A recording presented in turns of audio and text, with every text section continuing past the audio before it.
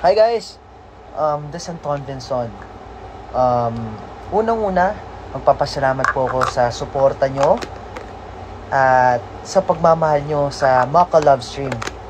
Siyempre, skincare tayo for today. Kasi may lakad tayo mamaya eh. Dapat prepare, handsome at the same time. Joke lang. Pero, back to the question. Ang minamanifest ko na sana maganda ang resulta ng Maka at sana magustuhan nyo syempre. And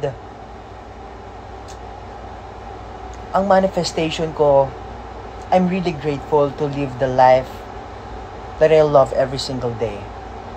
And syempre sana maganda yung ratings ng Maka at good health lahat kami dapat. Good health, all the producers, all the cast, all the creatives, all the writers.